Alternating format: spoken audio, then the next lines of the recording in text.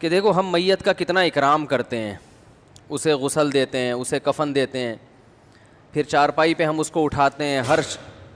ہر شخص کی کوشش ہوتی ہے کندھا دینے کی. جتنا قریبی رشتہ ہوگا آپ کی خواہش ہوگی میں اس میں زیادہ سے زیادہ اپنا حصہ ڈالوں کہ بھائی میت کی یہ آخری خدمت ہے، اس کے بعد میت کی جسمانی خدمت کا موقع نہیں ملے گا. پھر قبر پہ مٹی ڈالتے ہیں، پھر اس کے بعد دعا کرتے ہیں، پھر ساری زندگی اس کے لیے دعا کرتے رہتے ہیں. یہ سال ثواب بھی کرتے ہیں، صدقات و خیرات کرتے ہیں، دعائیں بھی مانگتے ہیں. یہ سب اس لیے ہے کہ ہم مانتے ہیں کہ اس کائنات کو کسی نے بنایا اور انسان کو بھی کسی نے بنایا. اگر آپ اللہ کو نہیں مانتے، آپ مانتے ہی نہیں کہ یہ کائنات کسی نے بنائی ہے، تو اس کا مطلب یہ ہوا کہ یہ کائنات اتفاق سے وجود میں آئی ہے. اتفاق سے بنی ہوئی چیزیں،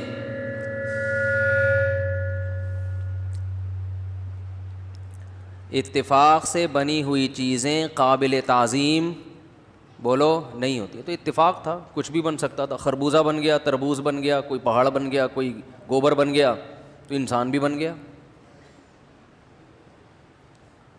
تبھی یہ جو ملحد لوگ ہیں ان کی زندگی بڑی عجیب. مر گئے تو یہ قابل تعظیم بولو نہیں ہے. جو اللہ کو نہیں مانتے نا، مر گئے تو ختم. بھائی اتفاق سے بنے بھی تھے، اتفاق سے مر بھی گئے. کوئی وائرس چلا گیا تو مر گئے، انا للہ ہو گیا. تو اب وہ کیا ہے؟ کچرا ہے. اب اس کو چاہے کچرے میں پھینک دیں، زمین میں دفن کر دیں، بلکہ عقل یہ کہتی ہے کہ اس کے کباب بنا کے کھا جائیں، اس لیے کہ یہ تو مر گیا نا. تو جب یہ زندہ تھا تو انسانوں کی خدمت کرتا تھا تو آپ اس کو اپریشیٹ کرتے تھے، بھائی بہت ویل ڈن. اب مر گیا تو کسی کے کام آ جائے، پروٹین سے فل آف پروٹین ہے نا. کیا خیال ہے؟ تو بھائی بجائے گلانے سڑانے کے، کیڑوں کو کھلانے کے، بہتر نہیں ہے کہ ایک پروٹین سے بھرپور میٹ ہے، گوشت ہے، وہ کسی کو دے دیا جائے. ہم جب یہ بات کرتے ہیں نا کہ آنکھیں ڈونیٹ کرنا مرتے وقت، یہ جائز بولو جائز نہیں. ہم اس کی اجازت نہیں دیتے علماء. بہت سے کہتے ہیں نا میں مر جاؤں تو میری آنکھیں نکال دینا، کسی اندھے کو لگا دینا، میرا کڈنی فلاں جگہ دے دینا فلاں.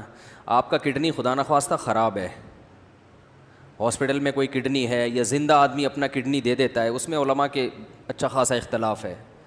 بہت سے علماء اس کی گنجائش دیتے ہیں، لیکن اس کی گنجائش نہیں ہے.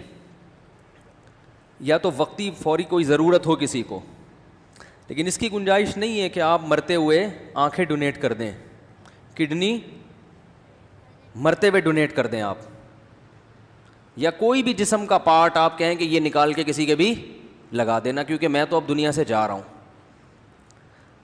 تو جو لبرل لوگ ہیں نا ان کو علماء کے اس فتوے پہ بہت اعتراضات ہوتے ہیں کہ یہ انسانیت کی خدمت سے روک رہے ہیں لوگوں کو، یہ لوگوں کو انسانیت کی خدمت سے. بھائی ایک آدمی کی آنکھیں نہیں ہیں، یہ مرتے ہوئے آنکھیں ڈونیٹ کر دے تو وہ بیچارہ نابینے کی آنکھیں لگ جائیں گی تو کام آ جائیں گی نا. تو کیا ہے انسانیت کی خدمت؟ اصل بات یہ ہے کہ یہ موت کے بعد کی زندگی کے قائل نہیں ہے. جب انسان اتفاقی حادثے کے نتیجے میں وجود میں آیا ہے تو ہم ان لبرل لوگوں سے کہتے ہیں کہ پھر صرف آنکھیں ہی ڈونیٹ کرنے کی بات مت کرو. بہت سے غریب علاقوں میں خوراک کی کمی ہے، پھر میت کو یہ بھی اجازت ہونی چاہیے کہ وہ وصیت کرے کہ میں جب مر جاؤں تو میرا گوشت فلاں غریب علاقے میں بانٹ دینا. بھائی کرونا کی وجہ سے لاک ڈاؤن ہوا ہے، بہت سے علاقوں میں گوشت بہت مہنگا ہے، تو میں مر جاؤں گوشت کا لیبارٹری ٹیسٹ کرا دینا کہ کوئی جرم نہ اس کے اندر، اگر ہو نہیں ہے تو فلاں علاقے میں بھی تھر گیا نا، میرا دورہ بھی تھر کا ہوا تھا، ویڈیو آئی تھی اس میں. ہم جب ریگستانوں کے اندر گئے ہیں 2.5 گھنٹے کی ڈرائیو کر کے، ہم نے ایسے لوگ دیکھے جن کو پورے سال گوشت کھانے کو نہیں ملتا. قربانی کا گوشت ایک ٹرسٹ پھر تقسیم کرتا ہے تو بقرعید میں ان کو گوشت مل جاتا ہے.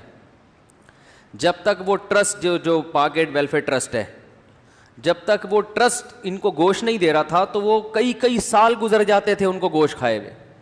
سبزی ایک قسم کی اور دال، سبزی بھی ایک ہی جیسی پورے سال جو وہاں اگتی ہے.